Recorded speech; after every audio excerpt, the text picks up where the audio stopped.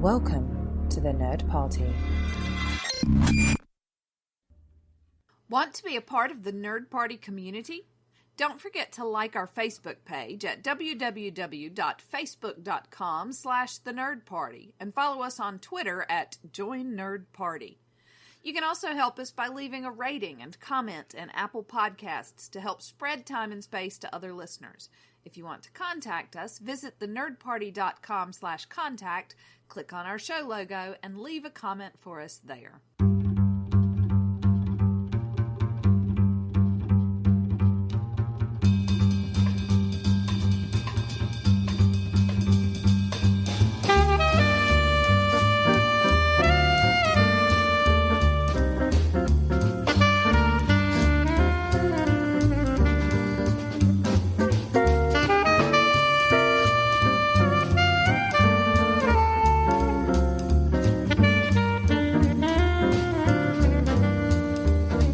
Welcome to Time and Space, a Doctor Who podcast. I'm Jessica Nunn. And I'm her husband and co-host, Phillip Gilfus. December continues. It does. It sort of feels like it's steamrolling through. That's right. Well, next week will be Christmas.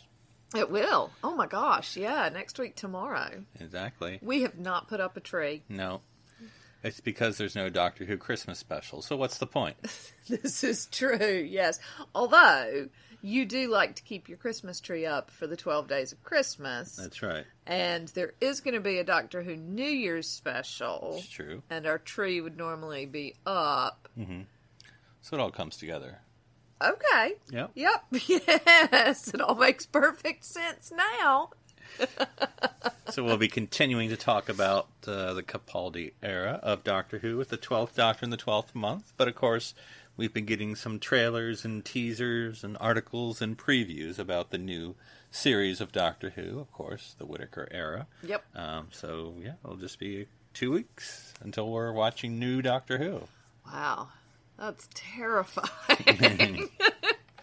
So, yes, we'll get back into our weekly reviews. Obviously, we have the New Year's special, and then we're scheduled that Sunday. I've already forgotten what that is. First is Wednesday. Do appropriate math to the Sunday.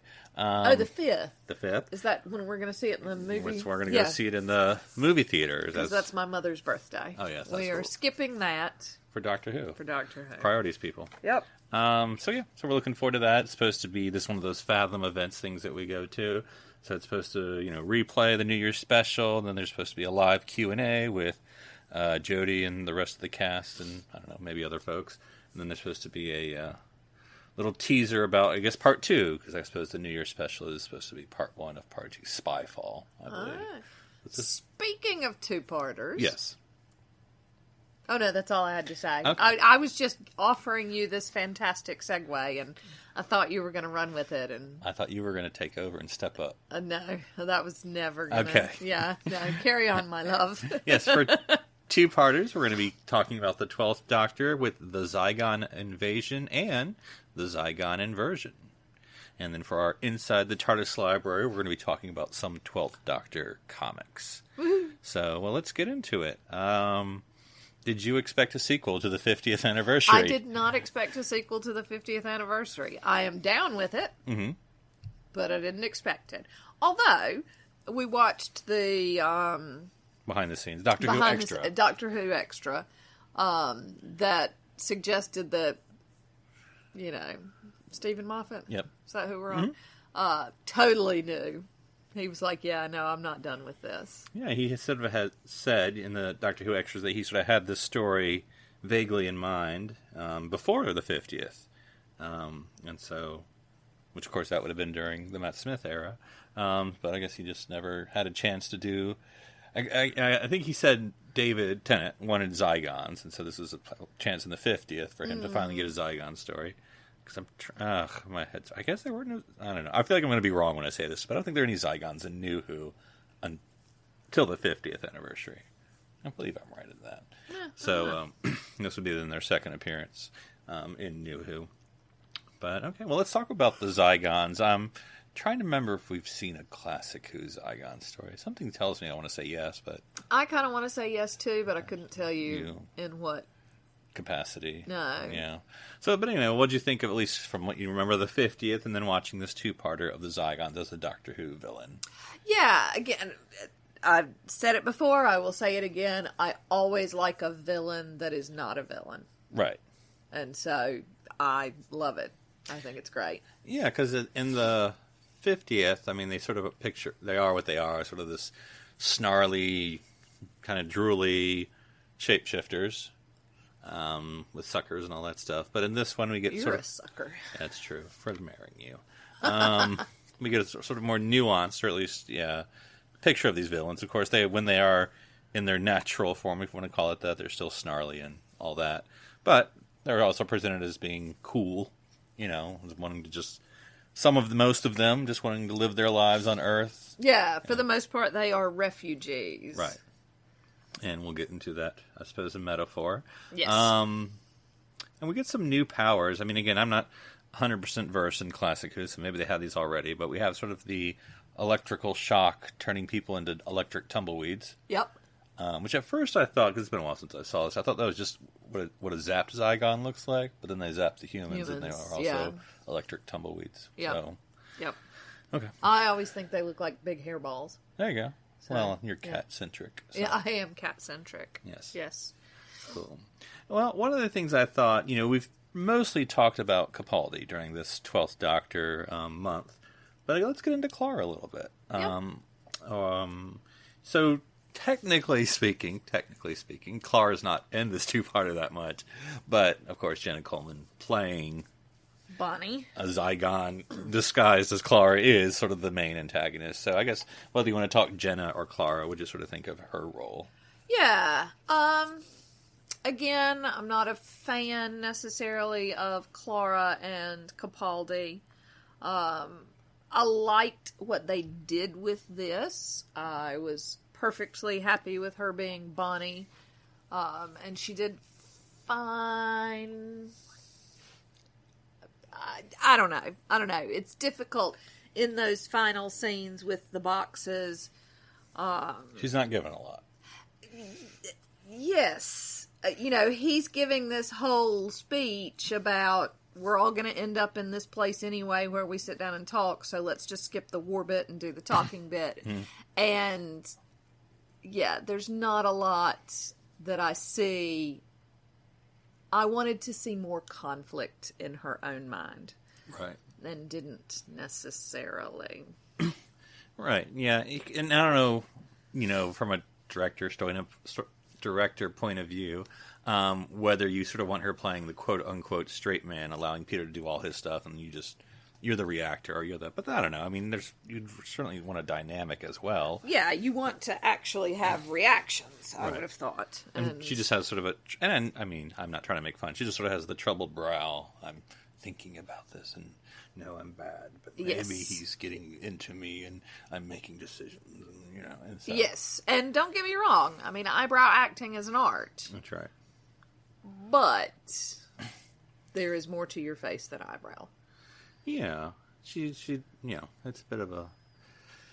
Because I was trying to think of more, because we haven't really talked to Clara all that much. And I think it's not that I dislike Clara. It's not like I have an active dislike of Clara. It's just meh. I mean, if I'm listing my favorite companions, New Who or Classic or whatever, she's not going to be the top of the list. But it's not because, it's not like how I feel about the Sixth Doctor. I'm like, ugh. Or like how you would feel about Perry. It's just, that's true. It's just Clara's just meh. Yeah, and again, I like her with Matt Smith. I think that her storylines are good. I think that the chemistry there is good. The chemistry just isn't there. And I think it's highlighted when Bill's brought in. Right. Because the chemistry there so different. Is so different. And Narwhal? Nardole? Nardole. Yeah, I think you're thinking of the thing with the tusk. Yes, it's British. Right. Because, it's a British weapon these days. So, yeah, I think that's highlighted when Bill and Nardole are brought in, because to me, that chemistry, and Missy, and there's so much chemistry between all four of them that's so interesting to watch, and you just don't get it with Clara and Capaldi. Yeah, I think, and I don't know, I feel like this may be an unfair critique I'm about to give of her, because maybe it could be said of all the new, or many of the new Who companions, but she always seems to have this magical ability that's never quite just that she has magical abilities. Yeah, I don't know what's happening with hers, though. I mean, at least the others, we sort of have explanations for it. Mm-hmm. Because, like, this one where she's fighting with Bonnie, I mean, it's a cool metaphor where she's sort of, when she's being in the Zygon pod, and she's sort of in a dream sequence. I like how they sort of do that dream sequence of how, you don't read things, and, it's all blah, blah, blah. But, that she can take control, so it's like, and of course it's because she's the companion, we want her to win, obviously, so I'm not begrudging that, but it's sort of like, why? How is she able to do this? Just because she has a strong will? And, I mean, maybe that's the answer, but... They share a brain in some way. Yeah, it's not explained. But then again, like, if I was Amy, maybe I would be like, that's fine. Maybe I just don't like Clara. Yeah, I don't know. Again, Amy's stuff and Rory's stuff. I mean, I don't know how Rory survived thousands of years as a Roman soldier. Yeah, plastic one. A plastic Roman soldier, and then how he came back to not being plastic. I think it's left, and then because how do you have kids? I don't know. We're not going to go into it. I mean, not even how do you have kids, but how do you just not be plastic with a gun in your finger? I mean, but yeah, yeah, maybe it is just that we're not that crazy about Clara in this. Now that I'm thinking about it, okay, because sorry, we're gonna go off tangent. So, like, okay, but the kids was pre-plastic. Now that I remember correctly, because it was on the honeymoon, and then it wasn't until he. No, maybe I'm wrong. No, I'm wrong. It was post-plastic. Because he was dressed as Centaurian in the honeymoon suite during the Christmas Carol. So yeah, he was plastic, and yet they somehow still had kids. Oh yeah, of course. Because then the next series, or maybe the 2 series later, Asylum of the Daleks, where they are about to divorce, and it's ultimately we learn because he wants kids and she can't have it because of she got messed up during the whole thing. But I'm like, how's he still having it? Yeah. But anyway, we won't go too deep into... I mean, I just sort of presume he stops being plastic. Yeah, but then... But I don't know how that happens. I don't know. Anyway, Moffat. Right. Now we've just totally blown our arguments out of the water. Exactly. This is just because we're not that crazy about Clara. Exactly. In this particular iteration. Like I say, I like her with Matt Smith. Mm-hmm. But... Well, let's talk about maybe someone you do like or maybe you don't. Osgood. I do love the Osgoods. Yeah, sort of playing the companion for this 2-parter since Clara is sort of technically out of it. What do you think of Osgoods? Yeah, I think they're a great idea. Yep. Perfect. Fallible, very fallible, with their inhalers and their Doctor Who obsession, cosplay, and I just think they're delightful. Yeah, I think, and I've said it before, I think, both of us are not huge fans of the first series of Capaldi, but I'm sure it was the last episode, where they killed off, maybe it was the penultimate one, but anyway, that last part where they killed off Osgood, I'm like, nope. I'm not watching the episode anymore, because what's the point now? You can't kill off a good... I don't know. I mean, it's fine, I suppose, as a narrative structure. But I'm like, no. Too good of a character. You can't kill off that too good of a character. You've lost me. Yeah. And so they'd come back and be like, no, I'm kidding. And I was like, no, okay. Yeah. Fine. We killed off one of them. We kept another. It's fine. We created another. It's fine. Mm-hmm. And so the whole getting into the meat of the story.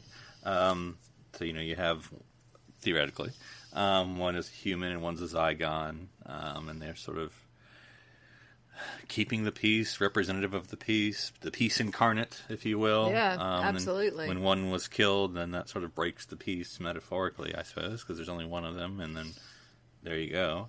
But we get a lot of interesting sort of things about you have. It's very terroristic because they even use the words radicalization and so you have the subgroup. I mean, I feel like I'm saying that the wrong way, but rebels. Yeah, and so the Zygons as a whole, that's what I'm saying. Right. Yeah, Oh, yeah. Which I feel like saying sub is an insultory term. But I just mean there's, the Zygons. They're a minority, obviously, on the Earth. And then among that minority, you have a minority who is upset. And they even go really into it. They say, oh, it's the younger generation, who's not down with the status quo. And, and obviously you can read into like, oh, we're living the Earth life and we're being oppressed, and blah, and stuff like that. And then we want to be able to live our lives. Literally, they want to be Zygons. They don't want to be disguised as humans. Yeah. Which I think is not a... Right. You can understand that. Yeah. Not an unreasonable change to want. Mm-hmm. Again, once they are no longer living in fear, once they have managed to survive, and now you've got these people who are, I'm trying not to get into the metaphors yet, but now you have these second, third generations of Zygons, right, who have never known anything other than trying to hide their identity. Or assimilating, if you will. And assimilating without understanding why they're having to, because they didn't live through whatever it is that the Zygons have fled. Right.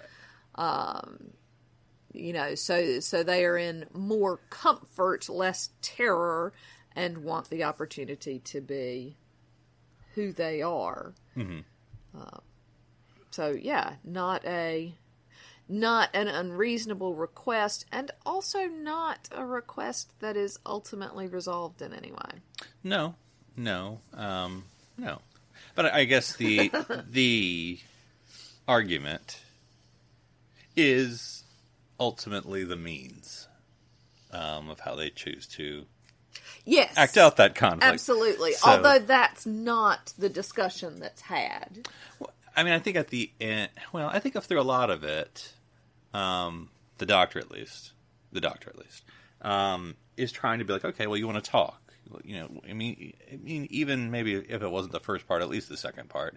Let's talk about it. Let's talk, and Bonnie is not about wanting to talk about it. And neither is UNIT. Right, and then again, there's reasons, but then that's the problem, of course, because what UNIT would say is, hey, they've killed people, and Kate, I'm trying to remember her, is very like, why am I going to negotiate with terrorists? They've killed our people. I'm not going to negotiate. They've ceased having the ability to negotiate once they started killing people, and that's understandable.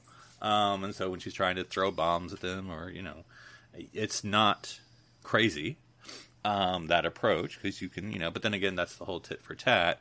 And then, as the doctor would say, doesn't stop until someone can forgive, because of course it does turn into a vicious cycle. You did that, then you did that, and then you did that because I did that, and then never ends, and we're here for 100 years later. Yeah. Are we ready to talk about the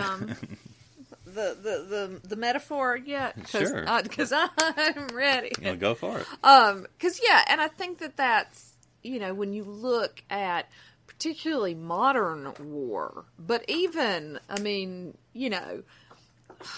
World War One. Mm-hmm.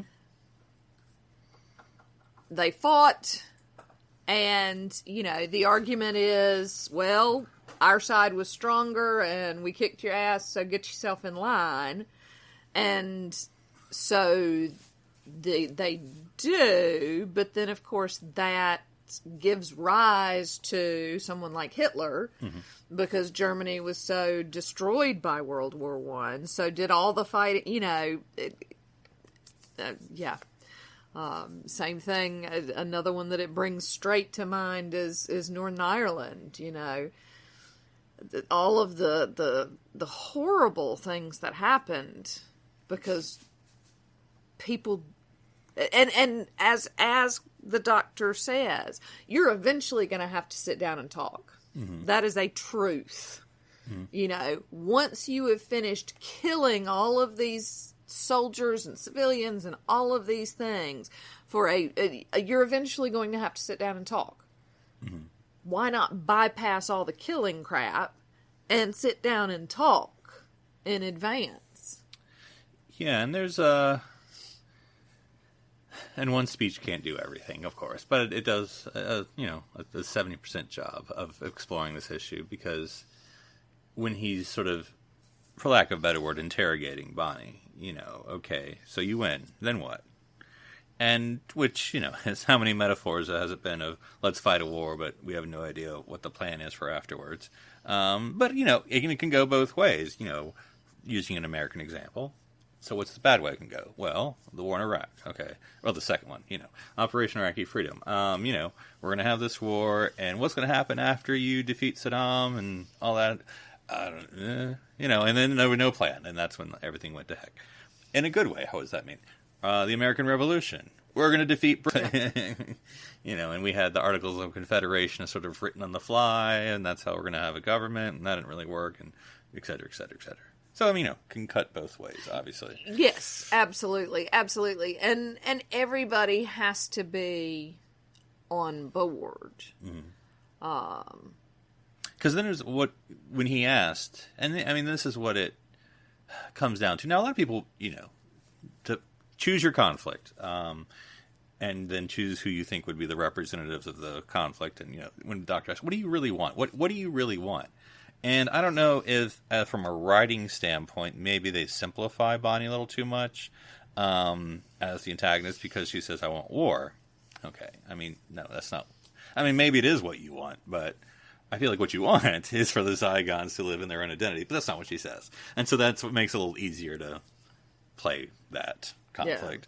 Because if someone just wants a war for the sake of war, then okay. Although that would have been an interesting angle to take for the Doctor. The Doctor is banging on at Bonnie, and as part of that, he says, "What do you want?" And she says, "I want Zygons to be able to live under their own power."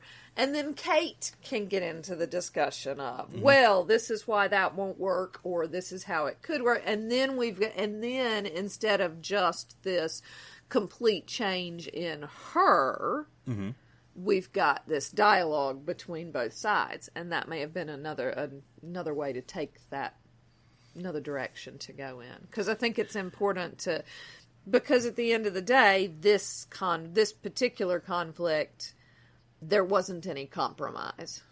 Bonnie said, okay, we'll stop doing it. And Kate said, good. There was no give and take where there could have been. Well, yes. I suppose the give from the Kate side, the Terran, the human side, if you will, is to ignore everything that happened. And that's probably one of the hardest parts of... You have, I don't know if you want to use an Irish example, but, you have a leader who has a lot of blood on their hands, and we're just going to say, okay, you're fine, I guess. You get to be in charge still, or. Well, and I think Northern Ireland's an excellent contemporary example of that, because it's so clear. People like Ian Paisley and Jerry Adams both have a lot of blood on their hands, and whether literally or metaphorically, and they are both. Ian Paisley might be dead now. I'm not sure. He's quite old anyway, but they were both very much in positions of power on either side after the ceasefire. So. Yeah, I think it's a good example of how that can work, even if it's tenuous. Yeah. Because I think it's again, I think they don't touch on it. They do, but they don't dig into it, and so it's up to the viewer how you want to react. Where the Doctor says, "I forgive you," and in whatever sense he means. But she's killed a lot of people. A lot of people. An entire town. Whether it's her personally or under her direction. And so, that's a lot. That's a big ask that the Doctor is doing himself, and then asking basically for UNIT, for humans to do. And so it's a big thing. But if you don't, then it just gets worse. Right. But isn't that the human thing? Turning the other cheek is good in theory, but if it was your family they killed, Yeah, no, absolutely. But you have to, there was a customer who came into the shop today, and my uncle was talking about, he was a minister, and so my uncle, who's trying to retire, was like, I may not be here next year, and the minister was like, none of us might be. And I was like, okay. And then my Uncle Gary was like, yeah, North Korea might go crazy and bomb us. And the minister was like, we have so many bigger things that we could get them with. And I was like, but if they've already hit the button, doesn't matter how much we hit them with after that. We may completely wipe them off the face of the earth, but they will have already gotten us. Right. You know, so being like, we got bigger guns, that doesn't fix it. No. Maybe we need to figure out ways to fix it. So nobody's bombing anybody. It's crazy. And simplistic to an extent. Because then it's, that's, if, and whether he would admit it, or who knows, I don't, let's, I'm forgetting his name, I don't call him by his father's name, but Jung-il, or what? I'm probably, whatever his name. The leader of North Korea. I just, I want to say Kim, but that's his father, isn't it? No, I don't think so. Anyway. But anyway, if you asked him the Bonnie moment, what do you want? Like, what do you really want? What's this all about? What do you really want? Is that a Bonnie moment or a Spice Girls moment? really want. Yeah. Is it just going to be, we're not going to do geopolitics right now, but is it just like, I just want to be recognized as a real leader of a country, or I just want to have all the things I ever wanted? I don't know. Yeah. But it's curious to ask, and then whether they're ever going to be honest with themselves, and then we get into psychology. Yeah. Maybe they don't even know what they want. But anyway.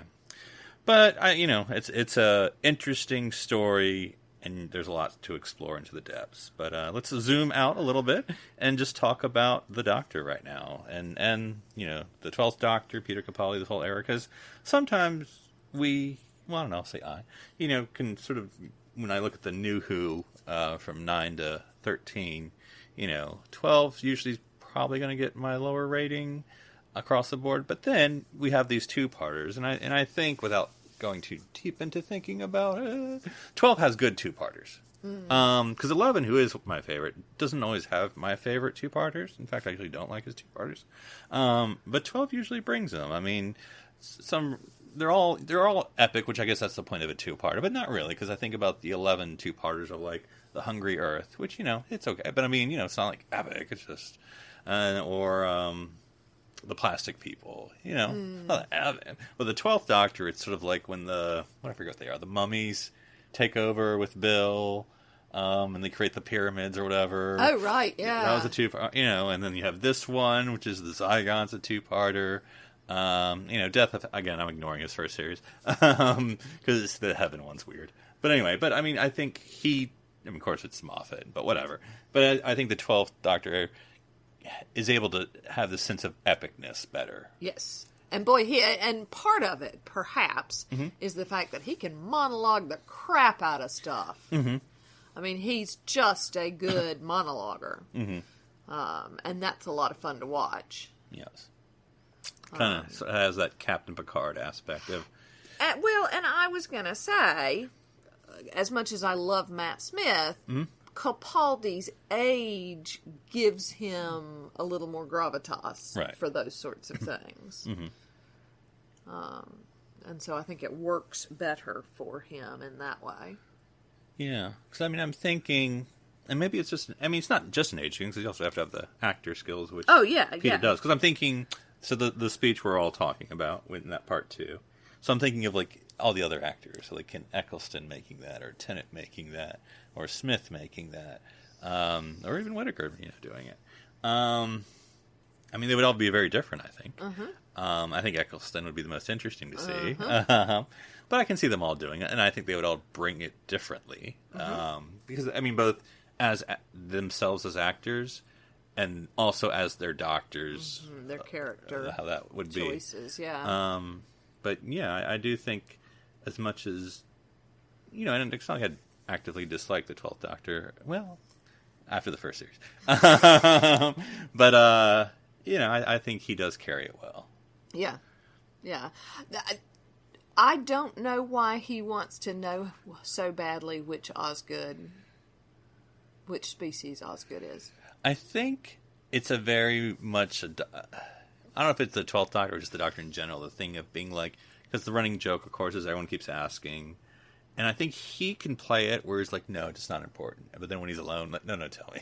Because he wants to know. That's the Doctor. He wants to know the answer to everything. And I sort of felt like it's a mechanism by which Osgood can say over and over again, it's not important. Right. I'm not going to tell you I'm Osgood. That's the end of it. I almost wish they'd chosen a different character with which to do that. Mm-hmm. Because I don't know. To me, it takes a little bit of something away from the idea. If Capaldi is going, which one? Go on. You know. Yeah. And then what about, I mean, we kind of talked about it, but the Doctor creating the box dilemma. Which I thought, maybe I missed the line this time. But I thought the line was in there that, once I had to make a choice of the box once. But I don't know. No, he said it. He said it. I think maybe I missed it then. But anyway, but again, this being the sequel to the 50th of having the box with a button again. Yep. And having to make a decision. I like the fact that it's 2 boxes and 2 buttons. Yeah. I think it's wildly convenient that the buttons are already labeled truth and consequences. Yeah, it was one of those things... Yes, I agree. Because, I mean, you have this truth or consequences that's sort of the Zygon Rebellion's mantra. And then you have it actually being a place in New Mexico. Which, okay, I mean, I felt like that probably would have followed the form. Like, well, we got this mantra. It's also a place. Well, let's go to the place. We want to be on brand. Also the Doctor to have labeled the box. But I guess, theoretically... And I don't know, what do you think of this twist, in as much as it is a twist, that this has happened before? I liked that a lot. He may have labeled them differently after the 3rd time, like, oh, I guess they're yeah. No, I liked it. And my only issue with it was, well, gosh, this has happened 12 times and Kate's not aged at all. This keeps happening. Perhaps we need to find another solution. Right. And also, this happened 12 times, and you're just now finding a replacement for Osgood?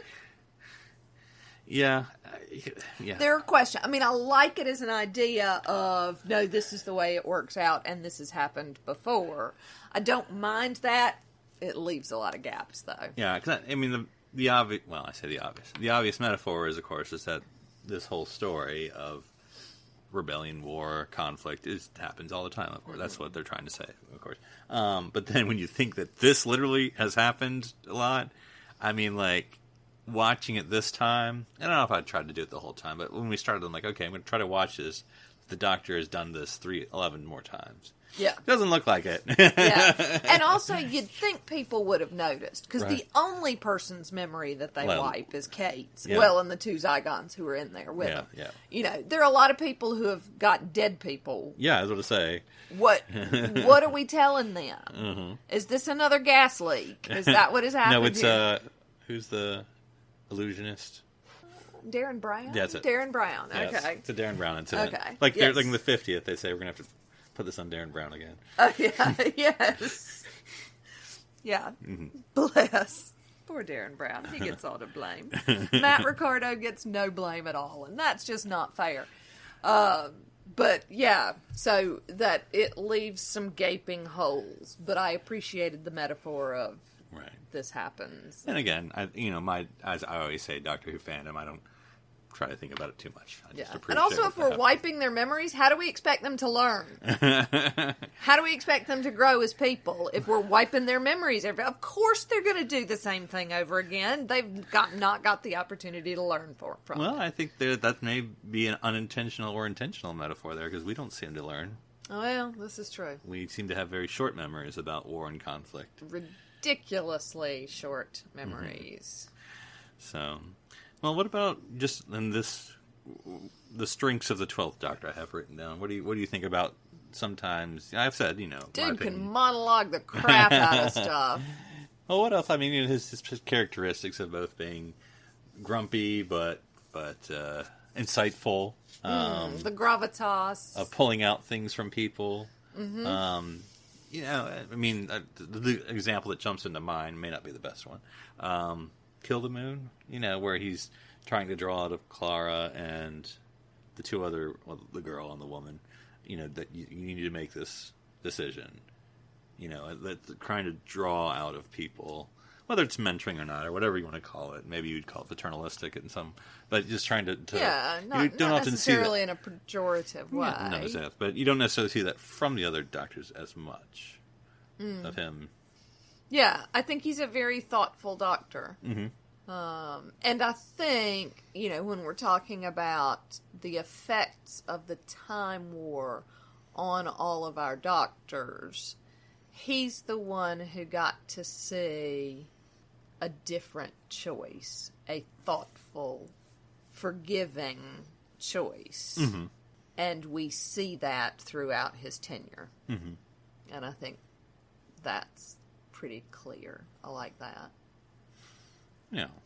I mean, I'm just trying to think of, he has the gruffness, all you people are idiots, except for me. But it does turn into something else. Because, I think at the beginning, again, first series, it kind of turns off, like, well, why do you even want to help people? Because it seems like you don't care less about them. Or you care less. I always forget that phrase. People don't like that. Anyway, seems like you don't care much. To a point that maybe you're even apathetic about saving people, which, of course, is what that first deep breath is about. Clara's like, does he even care? But, that whole dynamic of... And he's also, they talk about this, and I don't remember which episode it is. Why did he choose this face? Oh, yes. Yes. And he chose that face, putatively anyway. The implication is he chose that face because that face belonged to people that were saved. Right. When all is hopeless, there are people still to save. Yeah, save one. Mm-hmm. Or one family, or, whatever. But I think all of those things, again, come into play when we're looking at this. And he is grumpy, and it comes to a head at the end where he's like, I don't want to regenerate anymore. I don't want to do this anymore. I'm tired. I'm sick of it. I'm doing the same thing over and over again. And, that's part of it. And just because you're tired and don't want to do it anymore doesn't mean you don't do it anymore. Mm-hmm. And then it's time to give a woman a chance. And then it's time to let a woman clean up your messes. All right. Well, with that, let's go into the TARDIS library. Whoosh, whoosh, whoosh, whoosh, whoosh, whoosh. When you close your eyes, I go to the library. Go to the library now. And for this portion, I'm going to talk about a volume of comics I picked up over at a used bookstore during Black Friday. This was the Doctor Who 12th Doctor collection from Titan Comics. And this is sort of volume 1, called Terror Former. Yeah. But it's just the first 5 issues of the 12th Doctor comic series from Titan Comics. And would you like to read the synopsis on the back? I would love to read the synopsis on the back. Thank you for pointing to exactly where it was on the back. It's a huge book. I never would have found it. The 12th Doctor has just regenerated, but the universe won't give him a minute's rest, not when there's a violent star on the warpath on a terraformed ice planet, or an ancient alien masquerading as the goddess Kali, murdering her way towards resurrection in the year 2314. Yeah, and I think it's interesting because I don't know what issue, because it's just a volume, hardcover volume, but I think maybe I'm on issue 3 or 4 maybe, because there's sort of, it seems, what you read 2 stories, and I sort of finished the first one already. That's the one with the violent star, and I thought that was an interesting story. Probably would have made a good big finish episode, to tell you the truth. And now I'm in the second story with the goddess Kali, because we're in India in the future, so it's very interesting. I think my thing I sort of had to read twice, or read it's a comic, but was they show in the beginning of the second story Da Vinci painting the Mona Lisa, and then I had to look at it really closely because it's Clara. Oh, yeah. And apparently Leonardo's taking some artistic liberties.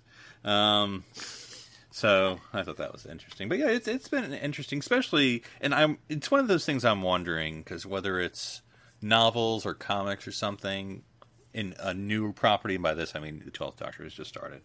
I don't know if they started this before the show started, or whether it was afterwards. And I can't tell. I mean, so it's definitely on. Definitely sounds like the 12th Doctor and Clara, but it's interesting. How much they've gotten or haven't gotten from what's already appeared. I mean, they certainly have the costume for the most part on point. But yeah, I thought it was very interesting. There were a lot of good Hitchhiker's jokes and the Hitchhiker's Guide to the Galaxy jokes in the first story. Fjords and 42 and all that, because it's about planet building, which is a thing in Hitchhiker's Guide.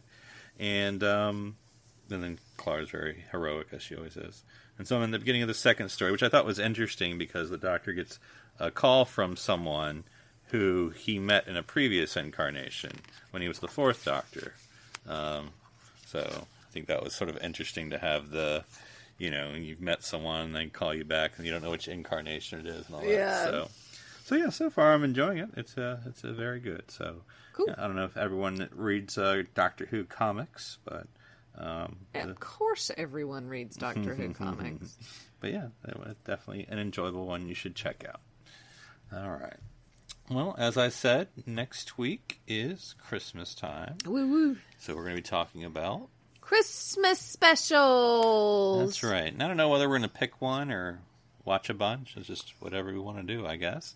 But we'll be talking about the 12th Doctor Christmas special or 12th Doctor Christmas specials, because, so if I can do this off my head, there was, in no particular order, because now I feel like I'm going to get the order wrong, Dr. Mysterio, The Return of Dr. Mysterio. That was a Christmas special, right? Then there was The Husbands of River Song. Then there was Last Christmas. I feel like, then there was Twice Upon a Time. I mean, that's the last one. Yeah. So anyway, I think that's all of them. But anyway, so we either may watch one or more than one. Because The Return of Dr. Mysterio, so I don't remember there being any particular Christmas element to it. But anyway, so we'll figure it out one way or the other. And that'll be our sort of last hurrah of our Doctors in Focus before we go back to reviewing new Doctor Who. Woohoo! All right, well, thanks as always to Wally and the Sononauts for providing us with their jazz Doctor Who theme tune. And until next week, enjoy the Doctor's many adventures throughout time and space.